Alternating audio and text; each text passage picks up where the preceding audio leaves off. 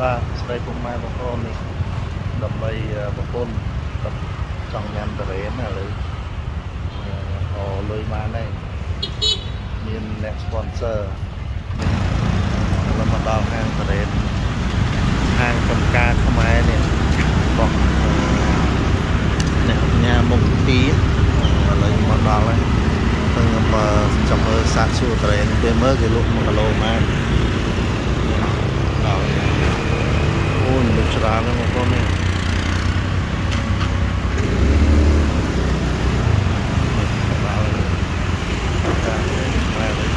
ចូលក្នុង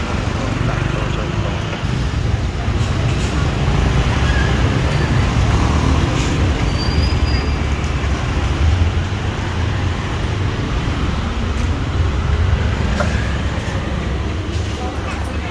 អូឈ្ងុយត្រេនបងប្អូនណា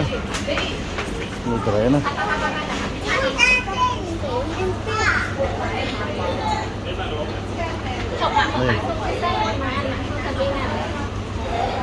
បងប្អូនnàyទឹកមុំសុតមកកំប៉ុងតែ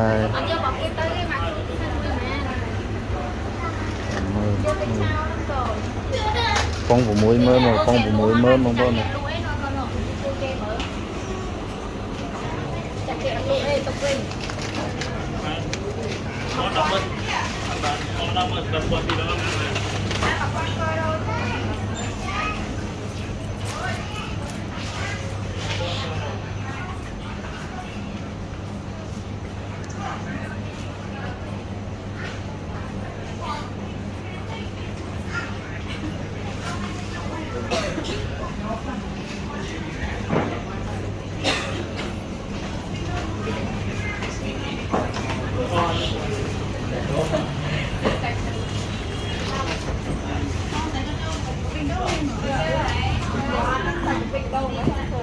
Bay trên mẹ bay sang mà tôi giải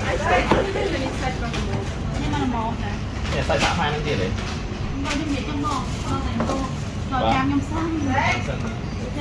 do xanh lỗ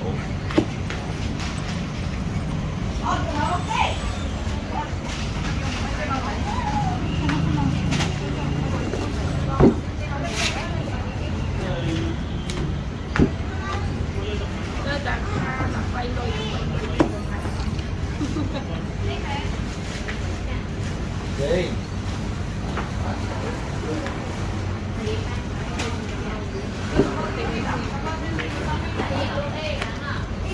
khai nó bồng về khai nó khai nào anh nói rồi bông cho bị fitness nơi thành thích đâu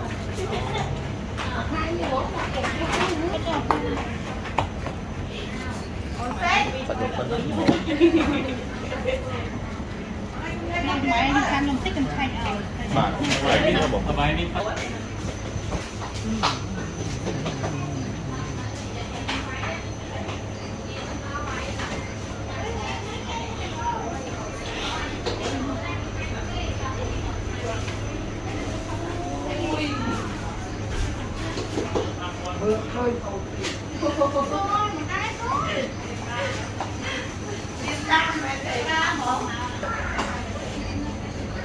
idol lahបងប្អូននេះ idol ខ្ញុំណានេះ idol lahបងប្អូនជួយគ្រប់គ្រងផលិតផលខ្មែរផង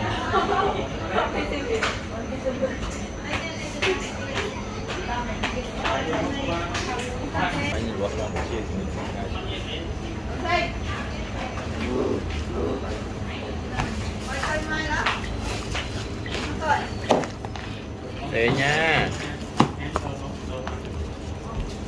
cho ba ngày nó lại bỏ toàn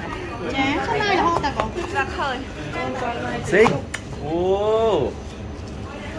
cô và hai mỏ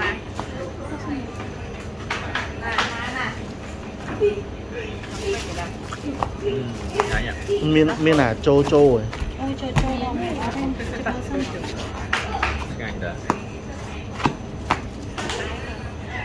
cái nó mỏ Giang mới tao lại đi theo nó phải mỏ ở đây chắc tao nó lùn rồi ai chơi nhưng luôn mà này chị chê hả thôi bôi nhưng mà chị chê hả bôi no no bôi no hôm một khôn với chứ hôm nhầm nữa đập khôn Xí. Ở bay ôi thế. Mua nhầm không? ở đây khách cô thì mâm mấy mâm là cô đi đó Kẹo đóng thì em nên cái tầm cao mới này không sẽ bị là ba cặp đôi ăn Gì? Vô bơ đi nữa.